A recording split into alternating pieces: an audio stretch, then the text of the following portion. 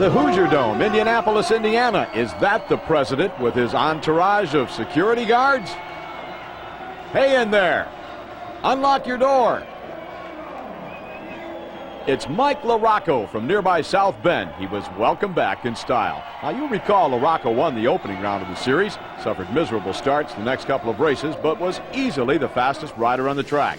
Broke his wrist in a practice crash, missed 7 rounds, but to the delight of the Indianapolis crowd, LaRocco was back. Now, this is heat action from the second heat race of the night. I want you to watch the center of the tabletop jump just past the first corner. Bradshaw totally out of control and off his Yamaha. According to Bradshaw, McGrath cut in on him just prior to the corner. To avoid hitting McGrath, Bradshaw moved to his left and ran into a hay bale, never recovered, finally lost it on the jump. Here it is again, off the bike and running alongside. Now, McGrath went on his merry way in a familiar position, out front. No surprise there. Bradshaw was at the back of the pack, trying to make up ground. Now, he worked up to 7th, but you need a 4th to transfer to the main. Now, same heat race. This is the battle for second. Phil Lawrence, number 31. Michael Craig, number 24. Craig joins Bradshaw on the ground. Now, here comes the real fun. McGrath is going to take the heat race win, but watch what happens behind McGrath. Matasevich has a lock on third from out of the blue. Larry Ward's motorcycle comes flying through the air and knocks him down. Meanwhile, Bradshaw's caught up with Jeremy McGrath. Jeremy, you had all kinds of room. Why'd you cut me off? Back to Matasevich and Ward. Now, the pair of riders finally cross the finish line, and watch what happens. Shades of Ric Flair and WWF. Now, we'll go to the pits where Ward, with his back to the camera, explains his side of the story. And here's McGrath on Bradshaw. Listen. No, I just laugh. It doesn't bother me at all. He tries to intimidate everybody out there, and, I'm not going to fall for that. After all that, the main event was almost anticlimactic. Now, the whole shot went to Steve Lamson with McGrath close behind. In the second lap, the pair of riders swapped positions, and the race for first and second place was over. Lamson stuck with his Honda teammate for several laps, but eventually fell off the pace.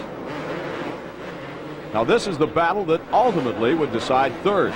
Michael Craig and number 6, Jeff Emig, diced for several laps. Coming up, we'll go to the back of the pack where Mike Kiedrowski was all but eliminated from the championship chase. Kiedrowski had a terrible start, then crashed. The Kawasaki ace ended up 12th for the night. Back to the battle for third and watch Michael Craig. Now, whatever Craig was doing did not include staying on the gas. Jeff Emig easily made the pass to secure the show position.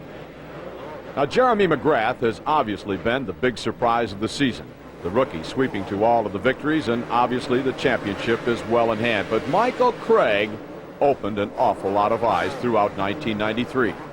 He started the season with a DNF, then progressively got better. Several top 10 finishes will earn him a factory ride in 19 and 94.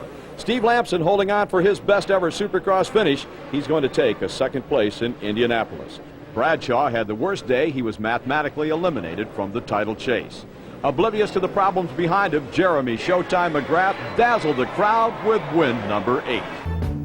Here are the results. It was McGrath coming out on top, followed by Lamson, Emig, Craig, and Guy Cooper.